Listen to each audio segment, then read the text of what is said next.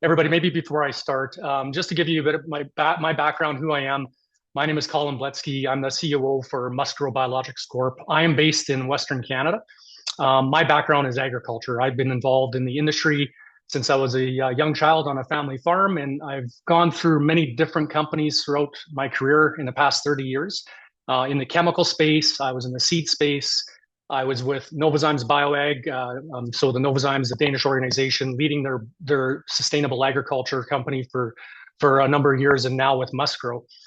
And to give you, I guess maybe I'm going to share my presentation and to give you a bit of information on who MustGrow is and what we do.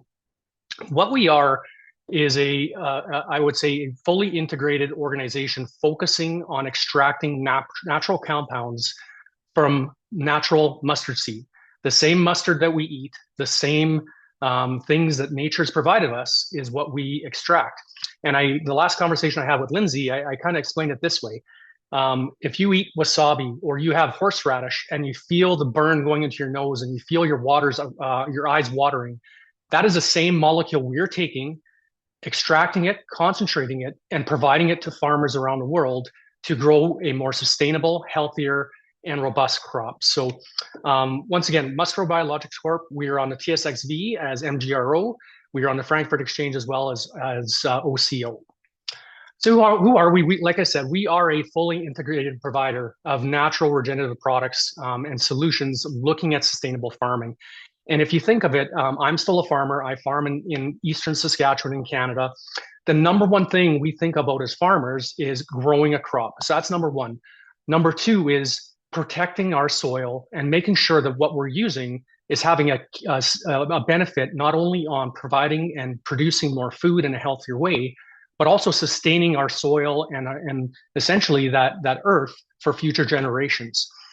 So when you look at the agricultural space, it is a very large marketplace. Right now, it is currently roughly a $380 billion US marketplace and growing. And this is the global fertilizer and pesticide market.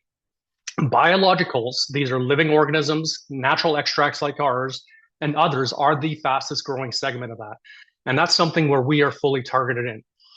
As an organization, we do currently have revenues in Canada and part of the US as well. As of Q3 of last year, we were roughly 7.4 million Canadian. We have not released our Q4 and finally earnings yet. We do in Canada have our local distribution team called Nexus Bioag. In the US, we are registered and we are selling a product called Terasante, and I'll go through that in more detail right away. And we're also in the process of registering our product as well called Termg. And this is a natural biopesticide. The way we do things is different where we are in the world. In Europe, Africa, and Middle East, we work through commercial partnerships through Bayer Crop Science. So the number one leading crop protection company has licensed our technology for those areas and are investing a significant amount of capital to get our product to fruition through registrations in that area. In North America, we are also working on that our own with both EPA and PMRA. And in other parts of the world, whether it be South America into Asia, we are working with other partners and looking at ways to get into those markets. As an organization, we're quite small still. We have roughly 62 million shares outstanding. We have about a 45 million Canadian market cap, a very low capex model, which I'll go into. And something that may be a little bit unique is 20% of our organization is owned by management and insiders.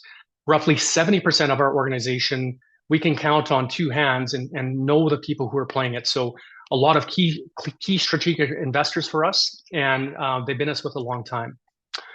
So for us, the reason and I guess the thesis and hypothesis of why we're in this industry and why we're so excited about it is really looking at sustainable agriculture and the future of food security. If you look at it globally, there is an increased regulation on synthetic chemicals and fertilizers. And, the European Union is leading the charge on this, and that's great to see. But if you look at the US marketplace right now, they're using over 72 different pesticides that are already currently banned or in process of being banned in other parts of the world. So if you think of maximizing yield, you think of soil health, which is so important, and all this comes back to that food security. If you think of the commitment to organic solutions and growth in sustainable agriculture, Bayer's in this, Syngenta Crop Protection, BASF, many other organizations in the ag chem world are moving to more sustainable solutions. That's also compounded by European or regulations through other, I would say, government organizations to look at how do we change the way we do things. And as an industry, I've been in this industry, like I said, for 30 years. We need to change as an industry as a whole. We need to get better. We need to understand what we're doing and how we do things and how we do it in a better way. And then when you look at it, and I said this, it's a $380 billion marketplace and growing. It grows roughly just over 4% CAGR per year. The two largest areas of this, and when it comes down to it, is in the bio and sustainable areas. Biocontrol products are expected to grow up over 15% and be close to that $20 billion US mark. And biofertility products, which we're heavily involved in, are right now and growing to about 6.3 billion and at about a 12% improvement. So if you look at this, it is a lot of opportunity for us in this growing agricultural market. So what do? Like I said, what we do is we take natural food grade mustard, the same mustard that's in your French's and your Dijon, anything that uses from mustard. We're able to extract two different compounds, a glucosinolate and different glucosinolates and an enzyme. When you put these together, you create a natural molecule. And these are the molecules that we're then formulating into different products. One goes into a product called Terasante, which is a biofertility product. And really that technology is about providing the plant with good proteins, carbohydrates. It stimulates microbial activity in the soil. So if you think of this, it's almost like a probiotic for the soil. It helps improve the soil. It helps improve the root system of a plant, and therefore creating a more resilient root, a resilient plant that then can combat abiotic stress like diseases or nematodes. We're also working on a pre-registered biocontrol product, and this product is really about targeting the soil-borne disease market as well as the nematode market. Both of those in their own, nematodes will cause roughly $100 billion US of damage annually to food. Disease is about the same. So when you look at our technology, it is about taking something that nature's provided us, taking something that's natural and organic, and putting it into a usable farm so farmers can use it in the same way that they do their normal systems, so they don't have to have a huge capital investment. And this year has been a transition year for us at MustGrow. We've gone from straight R&D to now commercialization. We're now commercialized, like I said, in the US, and we're selling our biofertility product into essentially the west coast of California, into Oregon, Washington, and I'll go through it. But we have roughly about $100 million opportunity just in the US alone. We're now looking at other areas to expand that. Within Nexus BioEgg as well, we're selling other third-party products, sustainable products, regenerative products into the Canadian market. And we're looking at taking that model and expanding it into other parts of the world as well. But this doesn't take away from our pre-registered and our technology base. Right now at MustGrow, we still have and continue to add patents. We have 110 patents and growing, whether they're pending or granted. Termg is one of these areas where we're targeting that biocontrol, so really going after head-to-head versus synthetic chemicals. And when we see this market opportunity in Canada alone, we're having some really good success on a key disease here in Canada. Each market offers a lot of opportunity. In Canada alone, it's roughly a $90 million opportunity. If we look at the global scale, the global market, we see this being upwards almost of $1 billion US opportunity, trying to go in and either replacing or complementing synthetic chemicals. And we're also always looking at new technologies from mustard. And this is something that we continually do is mustard, and nature's given us so much that we have and so much we can utilize. Taking this and looking at different technologies. So looking at post-harvest control and disease control. So this is helping potatoes and not sprout in storage compared to synthetic chemicals. Looking at uses for high-value feed applications with our technologies. Looking at different opportunities for SCN, which is a natural bioherbicide, so competing or complementing things like Roundup. And another product called HPA, which is something that has a unique property going into and helping reduce the need for synthetic chemicals on things like nematodes. And then also we have programs into the animal and human health. And I keep saying this, if you're not eating mustard, you should. It's a tremendous crop. It provides a lot for us as humans, and it provides a lot of opportunity for us in the marketplace. And we do this in a low CapEx situation. We don't have to put a lot of capital expenditure into a production facility or into other areas. Right now, we are currently working with two different key toll manufacturers, one in India, one in Thailand. able to produce and working through the product that we need. And we can do all these things in a very low capital intensive process. So when we look at the opportunity right near the near term, we see an opportunity to get to roughly about $10 million in sales through what we currently have. With the expansion projects that these companies are putting in to date, we see that ramping up and getting us to a significant amount of scale and a significant amount of opportunity and product for the future use. So getting into the products a little bit more. So Terasante, what it is a registered biofertility product in the key states in the USA. This is specifically in California, Florida, Idaho, Oregon, Washington, and Arizona. It's an organically certified product. So this can be used not only in organic hectares, acres, it could also be used into the conventional side of things. As I mentioned, this product is manufactured third party for us, and it's a very low CapEx model. So the way we take this and the revenue strategy in agriculture is really, it's about working with the local farmers, the local large companies, and really do a lot of hand-holding and education, working with them and then working with the distribution chain. So we've been doing a lot of work over the past number of years, working with some of the big companies like Dole, Driscoll, Cal Giant, TNA Produce. So we're working with those large, high-value fruit and vegetable companies. And what we've been seeing is a very quick and commercial scale ramp up, and that's happening right now. And I'll go through it a little bit more. But when we look at our customers and who we're dealing with Nutrien, who's a billion-dollar organization that's very good. We're dealing with integrated crop protection, different other retails to help deliver this technology. So we support the growers, we support the retail chain, and we do this all through scientific opportunity and with scientific education. And when we look at it, what we're targeting is high-value crops. So fruits and vegetables, tree nut and vine, root and tuber, and potatoes. So the US market, I said, for us is about $100 million market opportunity. This comes down to the fact that there's roughly 5.6 million acres of high-value fruit and vegetables in the US market. Roughly just under 200,000 acres of those are organic. So 5.6 million acres is roughly just over 2 million hectares, a little bit more than 2 million hectares, about 2.2. So when we see this, it's a tremendous opportunity for us. There's multiple applications per year. So when we look at it, it keeps adding areas of opportunity and areas of sales for us. So we launched this product back in 2024, and we had 150 acres of commercial trials. And this is where a farmer, a grower, a large company needs to start small, understand it, feel the product, test it, work with it in their own soil zone, and then move forward. Last year, in 2025, we've been sold out since June. We sold over 1,000 acres of products. So put this in perspective, we're roughly about that $1 million sales last year. We probably lost about 1.5 million by not having product. But as a small company, this to me was something that was a good problem to have.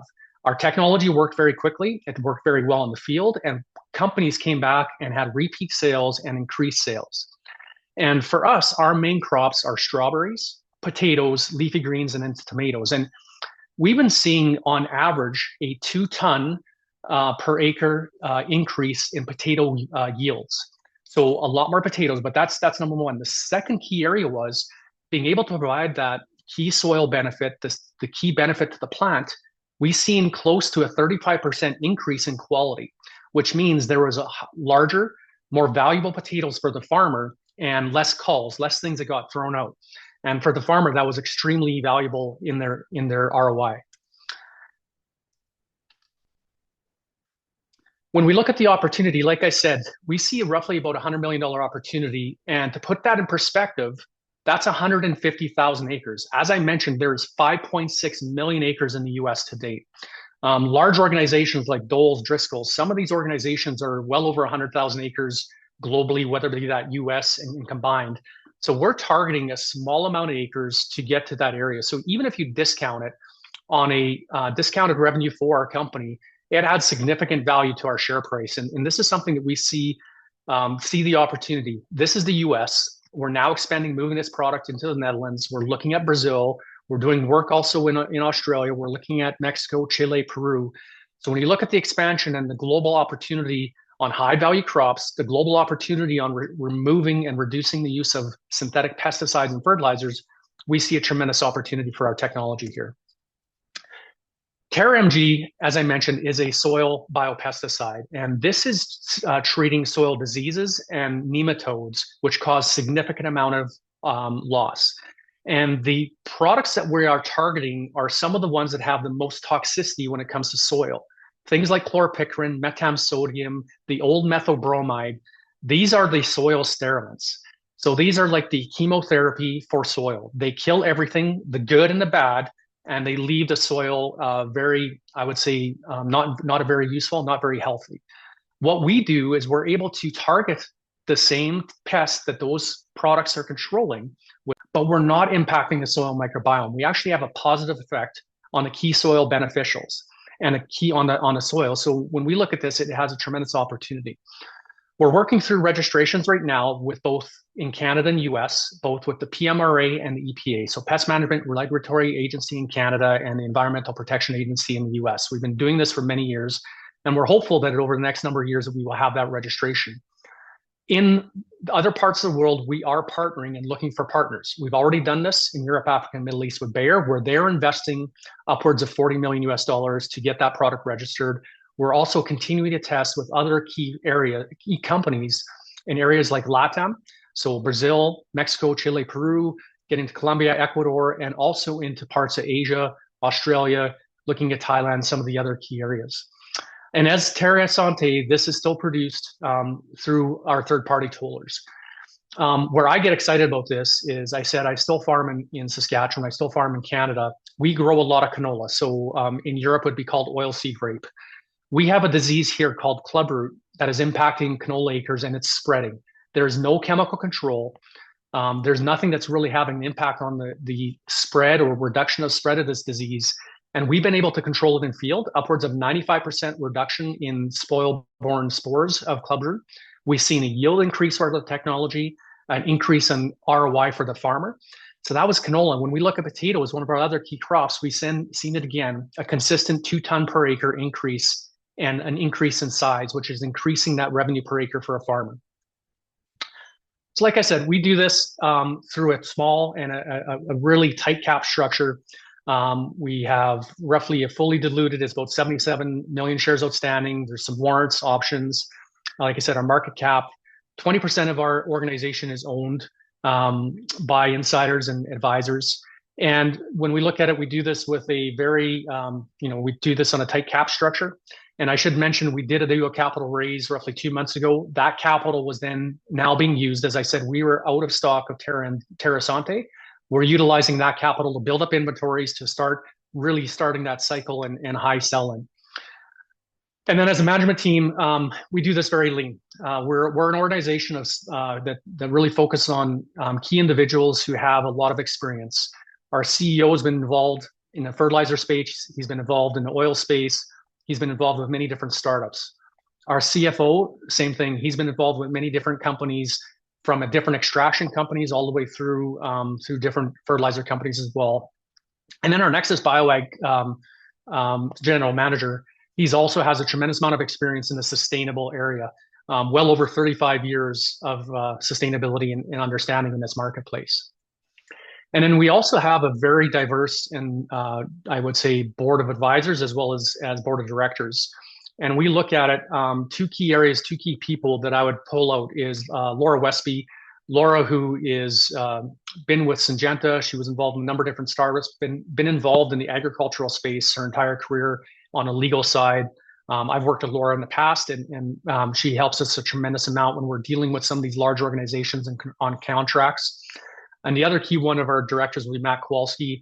Matt's been involved through his own companies, through many different organizations, and he is now an owner again of a key biological organization in the US. And then getting into our advisors, Dr. Dave Maines, Dr. Mark Hetherington, and Dr. Matthew Mora. These folks have been involved in key extraction processes, key formulation processes, and then also looking at different things that brassica, things like mustards, and how they have an impact on the natural space and what we do. So really, when you look at what we're doing as an organization, we're taking something that has been developed by nature, we're concentrating it, we're extracting it in a usable form, we're moving it to farmers who can then use it through their existing equipment at the same price point as the synthetic versions. So essentially taking what nature's provided us and having a similar solution to what's being done now in some of the synthetic areas. But that's it. Thank you for your time. I'd welcome any questions now. Well, Colin, first off, I have to say, it's so innovative. Like mustard. We're using mustard. Who'd have thought, not just for the food, but for so much more. So congratulations on that. What a great and very insightful presentation. And I'm sure that there's, a million questions that people could ask as well. And we're all just trying to wrap our head around what? Mustard? But the first one that's come in is biological solutions often face long regulatory timelines. So Colin, how do you accelerate adoption without actually compromising compliance? Yeah, so I would say, and that's a very good question. So when you look at registrations for agriculture, we are regulated very heavily like pharma. That's something that happens. It's going to come down to the type of product you're trying to register, number one. It's going to look at the area you're trying to register it in. And I would say this is where it comes very complex. So if you look at something like a biocontrol product, like our Termg, we've been working on that registration since 2020. It is a very long process. We have to go through all the different checks, balances, everything that way. That's with the EPA, that's with PMRA in Canada, that's with the European Union, that's also with things like Embrapa in Brazil and other areas. So you have to follow those. And we are doing that. We've invested, we spent the money, we're working on that in North America. Bayer spending that money for us in the EU. So you have those areas. The second part of it, which is a little bit more, I would say, quicker to market, especially when you have a natural product like ours. So ours, like you said, it's mustard. It's food grade. You can eat it. You can take what we have. It's coming from nature. There are certain areas around the world where you do have fast registrations, hence why we do have that registration now in Canada. We're now expanding that. And if you look at the European Union, Netherlands and Germany is a very fast process when it comes to biofertility products. Brazil is quite fast. Australia is very fast. So as an organization, we take what we've learned. We know our product's working, and now we're looking for those key local companies to help us build up the message. And as a farmer, I will never use a new product until I see in very good scale until I see it on my own farm. And that's what we try to do. We try to find the local companies that have those farmer relationships, the grower relationships, and work with them to show them the value. And then over time, you see that ramp up and build up. So it is challenging. It's very frustrating sometimes working with government agencies, but it is a process we have to do, and it's a needed process, to be honest, Lindsay. Well, that's a very key aspect that you hold that a lot of people don't, is that you have that actual farming background. You had boots on the ground, so you actually know firsthand what it is that farmers are looking for, what they're shying away from, all of that. And that's really key information as you build this out. Now, Colin, the next question is, what proof point convinces large AG distributors that this is not a niche, but a very scalable product? Yeah, and it takes time. And I would say, I like to explain this in a small way. When I was at Novozymes, I bought many companies. I worked internationally, globally. I looked at roughly over 100 different small organizations to buy. I never believed their data. And that was the point. We never believed their data. You always wanted to internalize it and understand it yourself. And it's whether you're a farmer, whether you're a retail company, or whether you're a large ICAM like a Bayer. What you need to do is prove it to them. We take the mindset as MustGrow where we know our technology works. We know how it works. We know where it works. And what we tried to do is work with these large organizations around the world, large and small, and show them the value on their own farms, in their own areas to provide that. And we believe this is a very large feather in our cap with Bayer. Bayer gave us a upfront payment not roughly 2.5 years ago. We're looking to achieve milestones along the way, and they're investing that significant amount of opportunity for us. They would not have done that if they didn't think our product or didn't see our product working, number one. But number two, if they didn't see that they can make money on it and in their marketplaces, we would not have a deal. So when we look at that, that's where we see our technologies working, where we have to prove it in field, but we also take the mindset that we want people to prove it themselves, and we'll continue to work with them to educate them. Okay, so you've mentioned Bayer quite a few times. Now, was that a multi-layered deal or was that a one-time payment? Because one of the questions that came in was there was talk of payment from Bayer being done before the end of 2025. is that off the table? So you spoke a lot about what they've already done. Is there more to come? Yeah, and that's the thing is there was a upfront payment and there are milestone payments along the way. Sometimes those milestone payments get delayed based on whether data's come in at a certain time or not. We fully expect and are hopeful that the rest of the payments will come through. Nothing has shied us away from that. Actually, I'll be heading to Europe here in a couple of weeks to work with them more. And Bayer's been a tremendous partner, learning a lot. And I think the key thing is when we see the data come back, when we see certain things, we continually see efficacy in the field, and sometimes you just have other little questions you need to answer before some of those boxes are checked. Absolutely, absolutely. So if another major chemical player approach with partnership or acquisition interests, what determines whether you build independently or you integrate? Well, it's going to depend, and as I said, 20% of the company is owned by insiders, shareholders. I put my money where my mouth is. We're here to build shareholder value. So whether that means we build up the organization and continue to de-risk it and then look for a partner or an exit plan then, or if somebody came to us now. So being a public organization, Lindsay, if the offer was sent to us or an offer was sent that was, in our minds worthwhile, we would have to put that out for shareholder vote. So it's really about, when I look at the ag space in my time from when I used to buy companies roughly 10 and a half years ago or 15 years ago to now, there's been a little bit of a change from let's just buy a company and we'll de-risk it ourselves. Large organizations want that company and product to be de-risked before they'll come in with those kind of acquisition and consolidation questions. So that's what we're trying to do. Build up sales, continue to learn more data, get our production to where it needs to be, start making profit, and then you may see or potentially see some of those consolidation acquisition questions come in. Well, we don't have a lot of time left, but tell us what's your website and what's your ticker? Where can we find you? Yeah, the website is www.mustgrow.ca. The ticker, as I said, in the TSXV is MGRO. On the OTCQB, it's MGROF, and in the Frankfurt Exchange, it's OCO. Okay, perfect. Well, such a great conversation, a great presentation, and I absolutely love hearing all about what you're doing over there. So keep it up, and we look forward to having you back.